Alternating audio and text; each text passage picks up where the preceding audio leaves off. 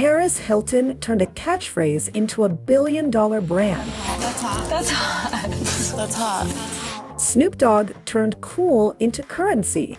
Gwyneth Paltrow built a $250 million wellness empire from a newsletter and her personal taste. And Rihanna, she became the brand. From red carpets to boardrooms, these icons didn't just have personal brands.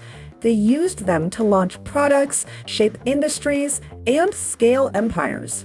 But personal branding isn't just for celebrities anymore. Whether you're running a small business, pitching clients, or inspiring a team of 5, your brand is your edge. It's how you signal your value before you even say a word. In this 3-part series, 15 real entrepreneurs share the golden rules that shaped their identity, boosted their business, and helped them stay motivated when the hype wore off. You don't need millions of followers, just the right strategy and the right energy. Let's get into it. Whether you're just starting out or looking to elevate your game, knowing the golden rules of branding can turn you into a superstar. So, what are the key strategies to make your brand shine? We ask the experts.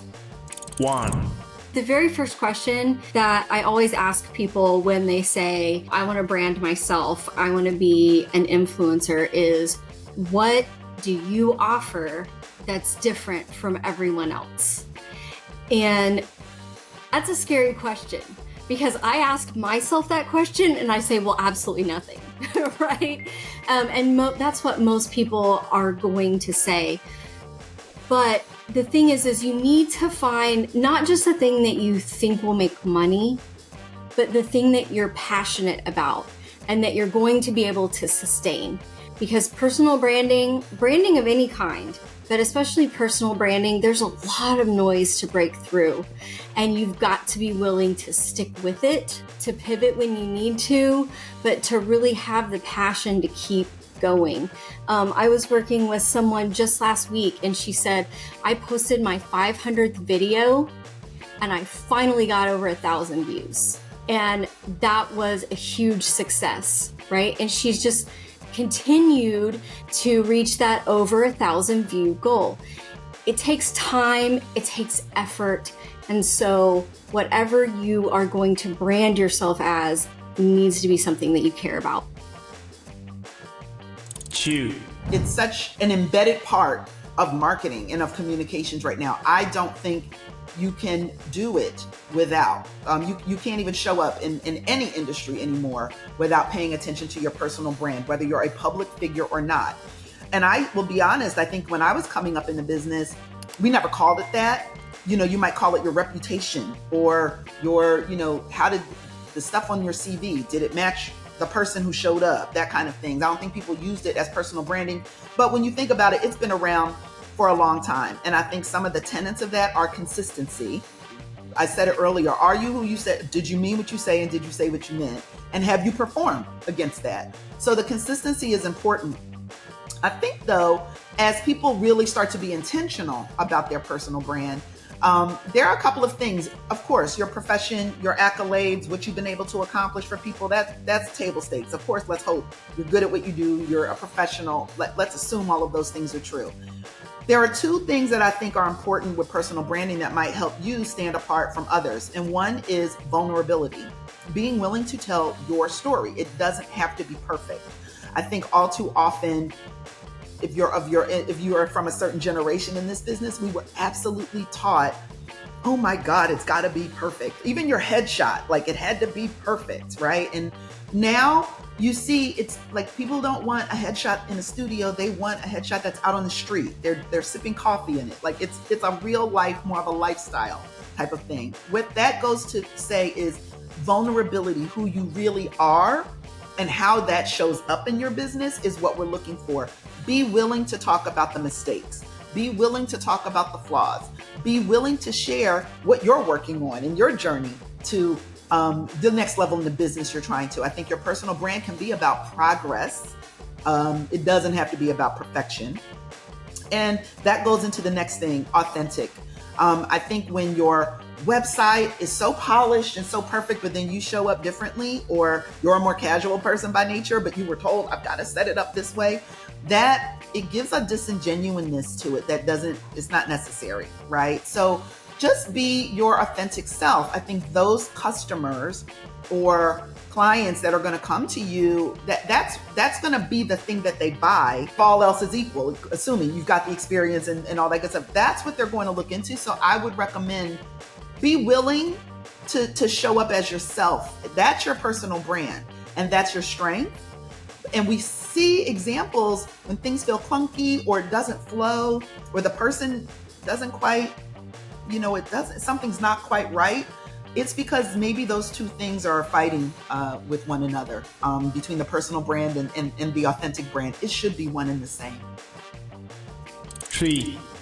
I think the key to personal branding is to really know where you're strong, where you're weak, and to be authentic to what it is that makes you unique, special, and different. People that try to copy other people and it's not natural to them, I think it comes off as inauthentic. People want to work. Your customers and clients can tell when you're comfortable in your own skin. And I think the best personal brands are ones where people know where their special sauce is. You will own specific real estate in your customer's brain if you're using the right words and pictures to tell your story. And everyone's story is unique. Figure out what it is about your story where you can connect emotionally to your audience, and really don't dilute your brand by spreading yourself too thin. I think where people make mistakes is they do a little bit on a lot of different fronts, as opposed to picking one or two things that are really authentic to your strengths. So for instance, for me, LinkedIn is the right platform. And for someone in professional services that wants to be a thought leader and leverage content marketing, LinkedIn is the perfect platform. It might not be for your business, but I think where people make mistakes is they set up accounts everywhere and they don't do a very good job on any of them. And I think that can be very dangerous because you're telling your audience your brand is not consistent, that you're basically not building trust with your audience. When you start a blog, you have to be committed to blogging. You can't do it 3 times the first week, 1 time the second week, ignore it for a few weeks. And, that's just not the way the relationship works. You want to be committed. If you want to do a newsletter, you don't have to do it every week. You could do it every other week. You could do it every month. You could do it every quarter. But once you say you're going to deliver, you have to hold up your promise. Otherwise, again, your audience is going to treat you like, this person makes a lot of empty promises and they're never backing up what they say. That would be a bad way to build the brand. 4. Probably just about being authentic, saying things the way I would say them, the way, with the information where I'm conveying what I feel, that aligns with who I am. Not trying to essentially say what people want to hear, but speaking from the heart about who I am and how our product actually, how we see it reaching them in their time of need. Love it or hate it, your success boils down to one thing: showcasing your value. Whether you like it or not, everyone is a brand now. But how does your personal brand affect your business? We ask the experts. 1.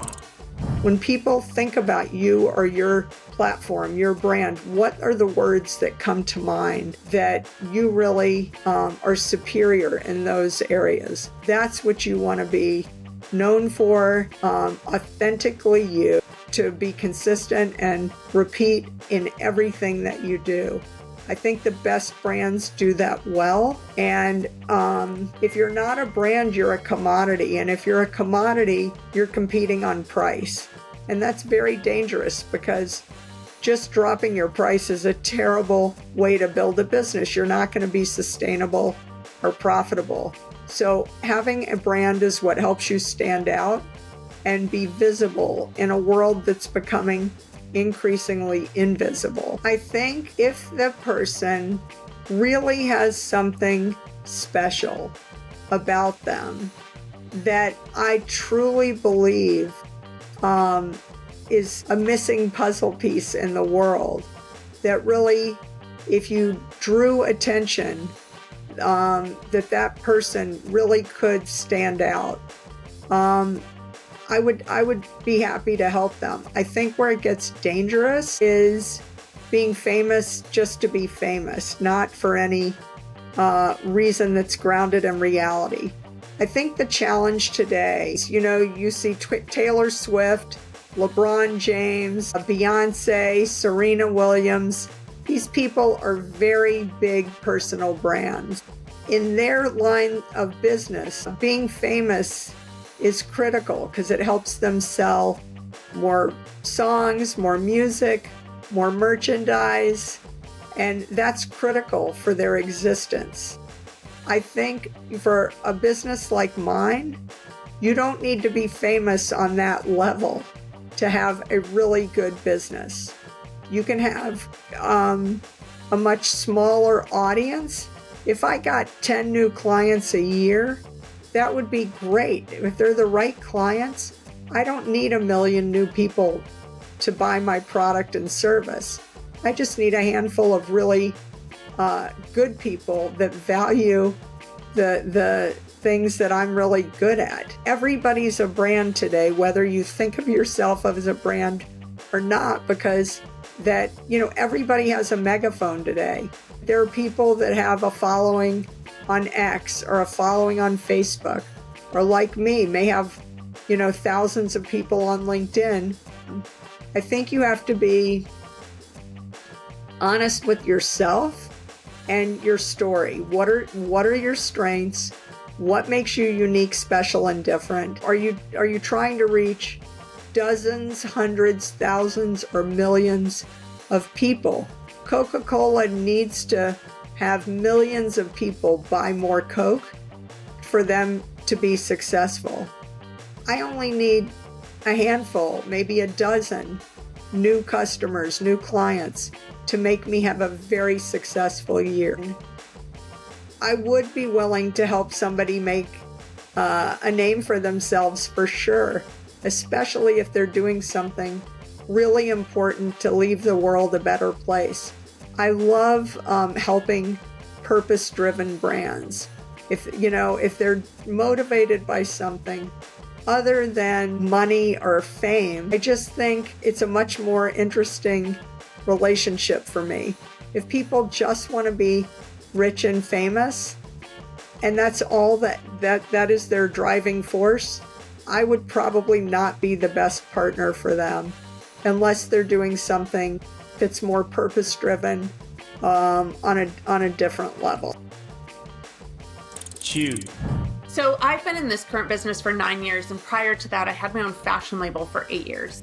And one of the things I noticed when I had my fashion label was how much people resonated with me and my story and who I am and how I show up in the world.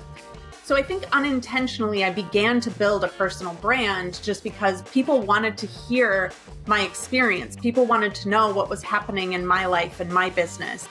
And both of my businesses have also been my name. And so people just have this natural connection with me. So I've poured a lot of time and energy into building a personal brand. And the plus side of it is I'm very unapologetic. I show up as me all day, every day. Even today, this is not how I would usually show up, but also it's 90 degrees outside. My office is my shed. And so this is just me today. This is just how I'm showing up today. And so the plus of this is the people that resonate with me, and they know it almost immediately. And the people that don't resonate with me, and they self-select out almost immediately. And the coolest benefit of this is I don't really have to do much sifting or sorting when it comes to customers that come into my world. If they resonate with me, they're going to know immediately if I am their person or not. And that is the best way to be. And if someone's like, you're not my person, fantastic. I love that you know that, because I don't want to work with people that aren't going to get value or benefit from working with me. And I don't want to have to change who I am in order to make other people comfortable. So building a personal brand has had like a really positive kind of like sub benefit that I didn't even know it was going to have when I started building my personal brand. And to be quite honest, I would say the other thing is that it inspires a lot of people. It gives them permission to show up unapologetically and truly be themselves in whatever they're doing as well. 3, We'll have to see if the investment was worth it. I mean, I know for me personally, our product is a representation of who I am and who our leaders of our organization are. And I want my brand to be the product brand and vice versa, because that's ultimately, we're building a product that represents the ethos of what we were trying to do when we started, to be able to create a solution that helped non-developers easily build something very sophisticated. That was like my dream job, my dream goal in life, right? And so my brand about what I say out on the internet has to align with our product's direction. And I think it's important for that I be authentic about who I am and why I'm here, what I'm trying to accomplish, so that people, when they hear words I speak, they can go, okay, this is why he's here. This is why the product exists. This is why I should trust cognitive forms to help me be successful. They say that motivation breeds innovation and that keeping your employees motivated is key, drivers of your company's long-term success. But how do you stay motivated as the Chief Inspiration Officer of your business? We ask the experts. 1, Every business is going to have ups and downs. There's going to be those days in life where you just don't really want to get out of bed.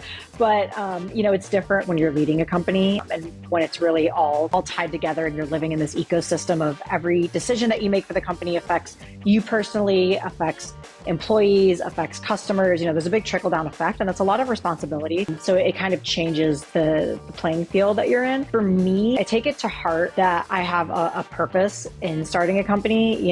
It's not just about, okay, let me put this product out there and then make money off of it, but that trickle down effect weighs heavily on me in a really positive way. It's something that keeps me motivated, keeps me like loving doing what I'm doing, because it's not just waking up in the morning and saying like, okay, great, how many dollars can I make for myself? And then what am I going to do with that? I get to do something that can have a really positive impact on other people. And that just kind of like fires me up. And then another thing that really keeps me motivated is just always like going back to what the positive feedback that I've received has been, really thinking of what customers have said, whether it's like a faceless customer online dropping a comment on an Instagram post, or whether it's in person, an in-person sale that somebody's saying something directly to me. Those things are really at the heart of like keeping that fire burning in me. And I think sometimes when you're a customer and you're saying those things, it's kind of a throwaway. You don't realize how big of an impact it is, right? Just saying like, hey, this was really awesome. I really appreciate this. I bought your product. It made my day. I bought whatever it is. Like for me, it's like I bought a bag of your coffee and brought it to Thanksgiving dinner and everybody loved it. It's like, that might feel like it doesn't mean a lot for you, like saying that, but for me, it's like that's banked away, and that's definitely rearing its head again on those days when I'm feeling low motivation. 2, So I would say there's kind of two things that keeps me showing up every day, keeps me motivated, keeps me in the game. The first one is just my personal practice. I do start every day with meditation. I start with prayer, a little bit of breath work, some sort of movement, and really, like I said earlier, kind of fill myself up before I can pour into anyone else. The other thing that keeps me going is my clients and their stories. I could tell some just incredible stories of women that have absolutely defied reality in their lives as a result of our work together. And they're the ones that keep me getting up, and they're the ones that keep me showing up in my business every single day, because those are the ones that I am here to help. Those are the stories that I am here to influence and contribute to. And decide not to get up or decide not to be in my business that day, I know that there is a direct impact on the lives of other women that I am just not willing to risk. 3, I stay motivated by constantly revisiting our goals and by is staying plugged in with my team and making sure they are communicating what their goals are all along the journey. We do what we do for all of us. We do what we do for a paycheck. I think entrepreneurs need to be doing it at a higher level to create other people's paychecks, right? They have to be inspired to some extent to build something that other people want to be a part of. And I think once your personal needs are met, right? Once your paycheck has been met as an entrepreneur, then it becomes really fun to get focused on helping other people to get theirs. And I think that is for me, being excited about our people getting what they want. Like, so for example, today, as we're recording this, we have a quarterly bonus program that the company has to achieve certain metrics, and we just closed out. Well, didn't close out, but we just surpassed our Q3 program, right? As you and I are talking, that happened this morning. It was awesome. We threw like a party, with our team this morning to celebrate the fact that we hit our goal. It's, for me, it means I'm writing a bunch of checks, right? But that's awesome. That's like that's the most fun feeling I get as an entrepreneur. So I think early on it's easy to be motivated because you're just trying not to starve, and you're like, I got to do something. And once you've accomplished a measure of success and you're not starving, I think you have to get really fired up about helping other people on your team to achieve their goals and getting lined up with that. So that's what I do, and so far so good. So far I find that's an endless source of motivation for me. Full. When we talk about motivation, so many things that I can talk about when it comes to motivation. Let's start with the vision of the business. That's the motivation. Our company is we built a company that purpose to drive coercion, organizational prosperity within every culture that exists. That is our job. That is what we do. That's what we are. So that motivation is always there. Of course, the money, financial motivation is there, but it can't be everything. For some people, it is motivation. But for us, we're driving culture shifts. A major portion of our business, diversity, equity, and inclusion. If we encourage companies to reach out beyond their parameters and stretch their wings beyond what they normally do, to reach out to people who wouldn't normally get opportunities in places. And then at the very end of the day, that diversity helps to increase profits. Are you kidding me? That's a win for everyone, right? That's a win for everyone. We want to see your success. And we're in the business of seeing your success. So if you're not successful, we're not successful. And that's a great place to be. 6. I love what I do. And I know that the services that I provide are something that are needed. And I love the people that I work with. I get to meet great and interesting people, and that really keeps me motivated. And when I feel like I'm reaching a point of burnout or tired, I take some time off. That may just be an afternoon is all I can spare. A couple of weeks ago, I was just really starting to drag. I hadn't been feeling great, seasonal allergies and all that. So my husband and I went on a date night. We got away from the house, we did something fun, and that really refreshed me. You can't always look to work for inspiration. Sometimes you need to walk away. 5. I really care about the circle of people I'm around in a corporate setting or even internationally. And what's really important in any company is the people. And people say to me a lot, like, what is the key to your success? How do you do so much? And my answer is I surround myself with great people. I don't do everything. I have amazing people around me, and I do connect to each of their lives. I want to understand what they need and not just what I need, because every individual is different. Motivating the group of people that I have is a daily thing for me. That being said, I also apply the fact that if they don't want to work here, if it's not a fit for them, they should leave. And I say that a lot. And I always say, I don't want you to leave. I want you to stay. I love you guys being here. But I have a high standard. In order for me to do what I do, I expect others to work up here.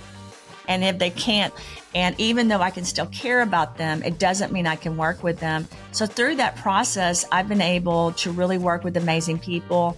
I do get invested in their lives. I understand that the money I make is not just my money. It's theirs too. They're part of this journey. So I implement lots of different teamwork, lots of different bonuses, lots of different incentives, so they know that I support them I try to give flowers even on anniversaries and birthdays for even spouses. For example, I'll give you another thing. If I'm traveling with someone and their wife's at home, I send her flowers because I want her to know how thankful I am, because I know he's traveling, she's at home. That's got to be really hard for her because I've been a mother of 4 and I know that's hard. So each individual situation is different. But that is, I would say, one of the keys to the success at the Root Brands and DRC Ventures. It's the people, and it's the fact that we're like a family. But in families, you have to be accountable, right? Like my 4 kids, they have to work, they have to clean their rooms, they have to do different things. And it's the same way in the company. And that's applied throughout everyone. Because again, this is not just my success. This is a teamwork and a corporate success. So if they aren't the best they can be, then the company is not going to be the best they can be. We aren't just building a company where we're making money, we're changing lives. Our goal is to provide not just from a nutraceutical or from a animal health or a clothing perspective or skincare perspective, a better way for people to use products and better products. Our goal is to emotionally, psychologically, and mentally support our community. The Best of Business Show is brought to you by the BASA Awards. The BASA Awards exist to recognize, reward, and promote exceptional small businesses. We run 4 award programs: Best of America, Best of Australia, Best of Canada, Best of UK. Remember, it's strictly for small businesses only. Nominate your business today.